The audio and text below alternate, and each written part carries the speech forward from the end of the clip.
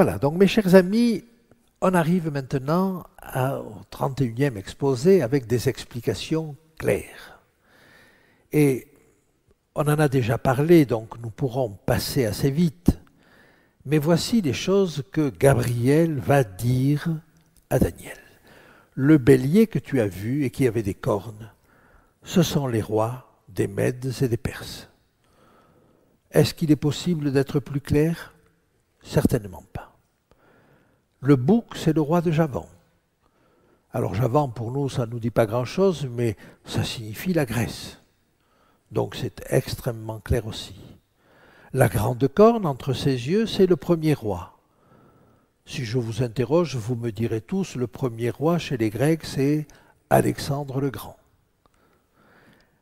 Les 4 cornes qui se sont élevées pour remplacer cette corne brisée, ce sont les 4 royaumes qui s'élèveront de cette nation, mais qui n'auront pas autant de force. Et c'est le royaume grec divisé entre Cassandre, Lysimachre, Séleucus et Ptolémée. On a déjà vu ces choses-là, je n'insiste pas. Et à la fin de leur domination, et là, ça n'est pas Ketz, c'est Acharit. Et donc, Acharit, ça ne veut pas dire sur la fin de leur domination, c'est-à-dire sur la fin des empires grecs. Là, nous serions avec Antiochus Épiphane, si c'était Ketz, mais c'est Acharit, à l'issue de leur domination. C'est-à-dire après que leur domination sera finie. C'est ça le sens. Et après que la domination des Grecs soit finie, alors c'est l'Empire romain qui apparaît. Et vous voyez donc que cette corne qui apparaît après, elle n'est pas issue des cornes précédentes, et nous avions déjà vu cela au verset 8. Mais vous avez là un deuxième élément dans le texte qui nous dit que ça ne peut pas être Antiochus Épiphane, mais que c'est l'Empire romain qui arrive là. Alors à la fin de leur domination, donc traduisez à l'issue de leur domination, ou même après leur domination. Ça, c'est la vraie traduction du texte. Lorsque les pécheurs seront consumés. Alors, lorsque les pécheurs seront consumés, c'est une traduction qui me semble difficile à accepter, mais qui n'est pas facile non plus, parce que les pécheurs consumés, en réalité, le terme hébreu qui est traduit par pécheur, c'est le participe du verbe pécher. Mais il est souvent traduit par péché ou transgression, révolte ou rébellion. Et lorsque les pécheurs seront consumés, alors le fait d'être consumé est là encore un terme qui a les mêmes caractéristiques en français que finir. Si je vous dis l'Église est finie, qu'est-ce que vous allez comprendre? Suivant que vous êtes optimiste ou pessimiste, vous allez comprendre que la construction de l'Église est finie. L'Église est achevée, elle est complète. Mais vous pouvez comprendre l'Église est finie comme l'idée qu'une entreprise est finie, est terminée. C'est-à-dire que l'Église est complètement détruite.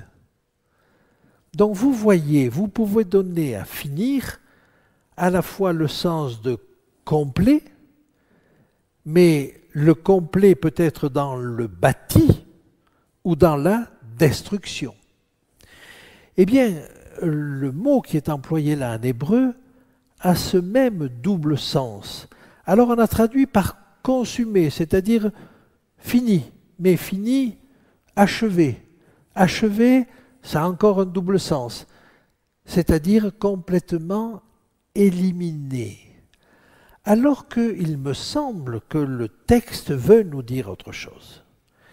Et le texte veut nous dire, non pas les pécheurs seulement, mais le péché, c'est-à-dire la transgression, non pas est consumée, détruite, mais est achevée, est complétée.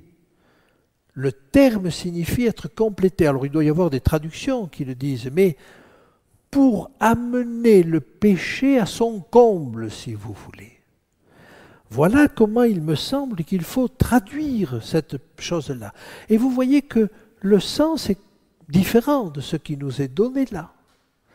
Donc, pour amener le péché à son comble, alors il va s'élever un roi impudent et artificieux. Les forces précédentes étaient certainement plus ou moins mauvaises, mais on va avoir là le comble, avec le dernier élément, avec cette petite corne, on va arriver au comble du péché. Et donc vous voyez que ce sens méritait quand même d'être souligné. Alors c'est un double sens, mais il me semble que dans le contexte, il ne supporte pas d'être traduit autrement. Alors il s'élèvera un roi impudent et artificieux. Littéralement, un roi impudent, c'est-à-dire sans aucune pudeur, le terme qui est là en hébreu, c'est à la face forte, fort de face, c'est-à-dire qu'il n'a aucune honte, qui au contraire s'impose. Donc impudent. Et artificieux, les termes qui sont là, on l'a traduit par un seul mot, mais ça veut dire qu'il y a de l'intelligence dans les énigmes ou dans les paroles à double sens. C'est donc plutôt dans ce sens-là. Il me semble qu'artificieux n'est pas si mal traduit, si mal trouvé. Donc voilà, il va s'élever un roi qui a ses caractéristiques. Ce roi, si on suit le déroulement, c'est la petite corne en l'occurrence. Sa puissance s'accroîtra, mais non par sa propre force. Alors, c'est le même mot qui est employé pour puissance. On devrait dire, et sa puissance ou son pouvoir s'accroîtra, mais non par sa propre puissance. Ou son pouvoir sera étendu, mais non à cause de son propre pouvoir. Et là, vous comprenez bien que ce ne sont pas les armées de cette petite corne, elle est petite, elle n'a pas de puissance. Mais elle a une autre puissance, c'est l'influence et la maîtrise qu'elle a sur d'autres puissances. Et on parle tout au long du Moyen-Âge du bras séculier de l'Église. Et sa force est dans ce bras séculier, ce n'est pas dans les armées du Vatican. Mais il suffisait que le pape lance un décret et à ce moment-là, tous les princes, tous les rois, tous les empereurs se mettaient au garde à vous et envoyaient des troupes, par exemple, pour la conquête du tombeau du Christ. Donc vous voyez, il n'y a pas de force dans sa propre puissance. Alors, il fera d'incroyables ravages. Incroyable, c'est pas là, donc extraordinaire, et on peut traduire effectivement incroyable ravage. Mais les ravages, sharat, c'est détruire, c'est corrompre, c'est ruiner.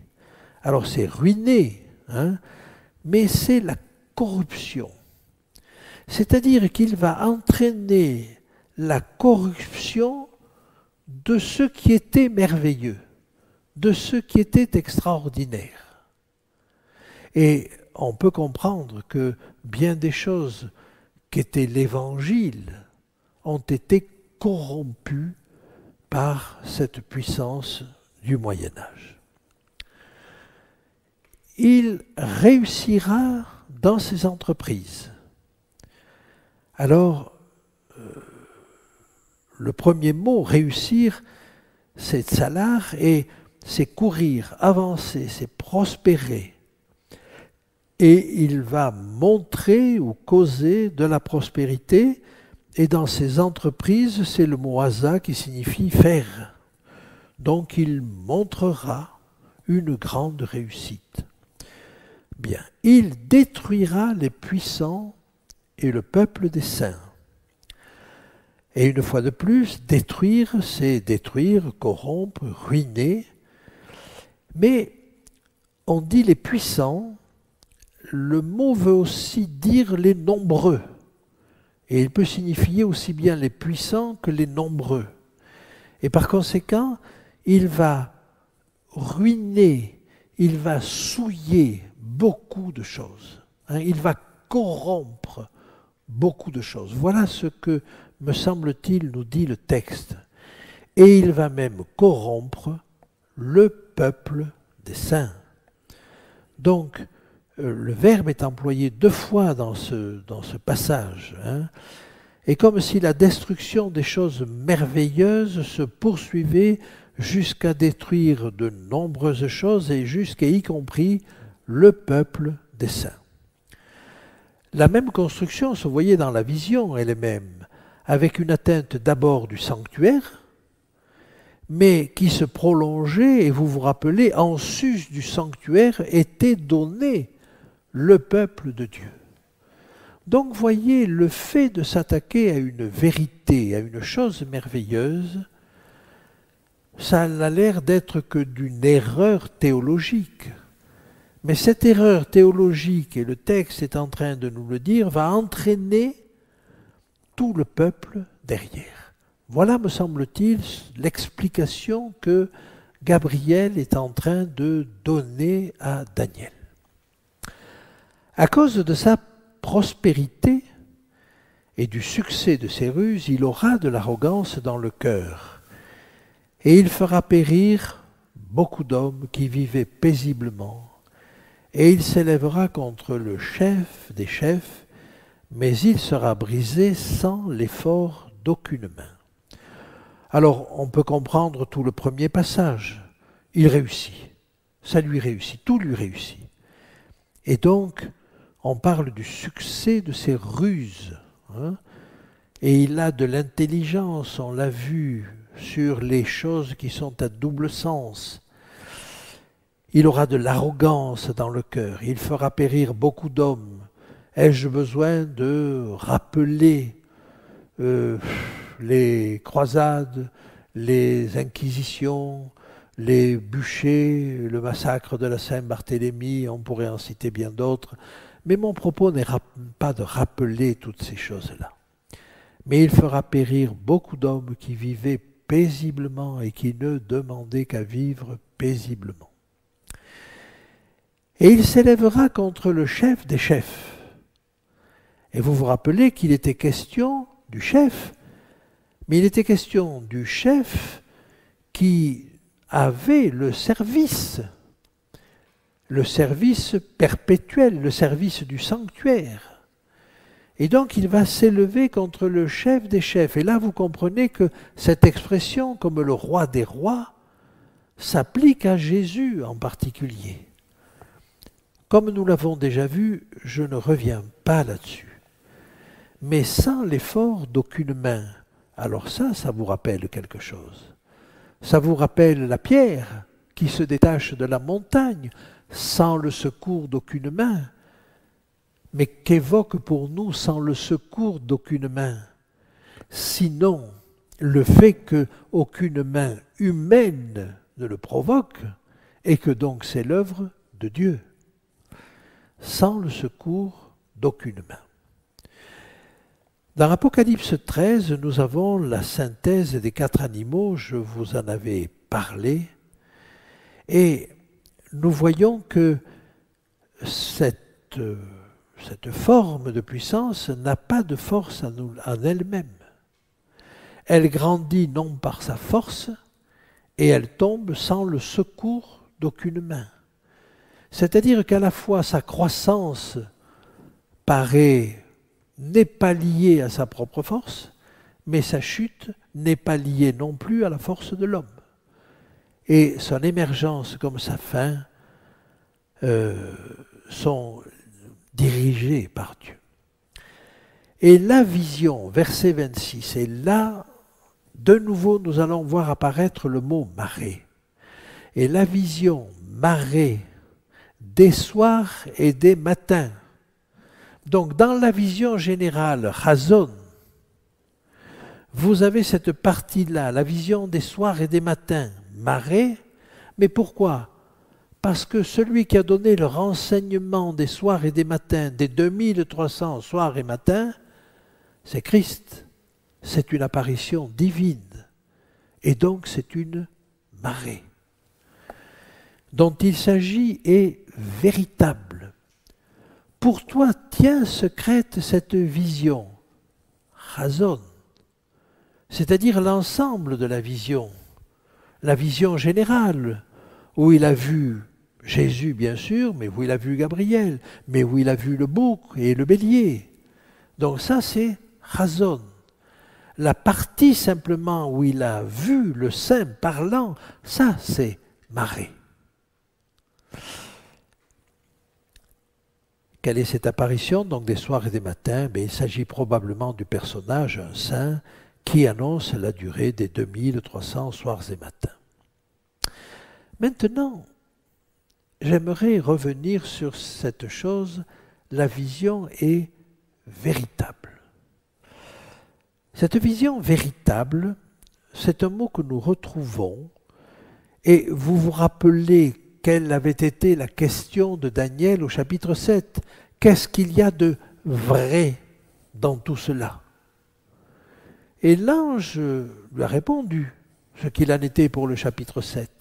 Mais là, il n'attend plus la question de Daniel. Il lui dit, c'est véritable. Tout ce qui vient de t'être montré, tu peux y croire. Maintenant, dans l'Apocalypse, il est dit, écrit à l'ange de l'église de Philadelphie, voici ce que dit le saint, le véritable. Assez étonnant que dans le message à Philadelphie, on reprenne ces deux mots, le saint, parce que c'est un saint qui apparaît, mais ce saint est véritable. Et vous voyez comment le fait pour Jésus de se présenter à l'église de Philadelphie comme le saint et le véritable renvoie à Daniel 8. Mais quelle est cette église de Philadelphie? Eh bien, c'est celle du début du XIXe siècle. Et il dit, je mets devant toi une porte ouverte. Et cette porte ouverte, c'est la porte ouverte à l'évangélisation, mais on peut aussi les comprendre comme la porte ouverte dans le sanctuaire. Et vous voyez donc que le fait de rappeler à l'église de Philadelphie cet épisode de Daniel, c'est une manière de lui dire à Philadelphie, attention, il y a quelque chose pour toi dans le livre de Daniel, au chapitre 8. C'est la purification du sanctuaire.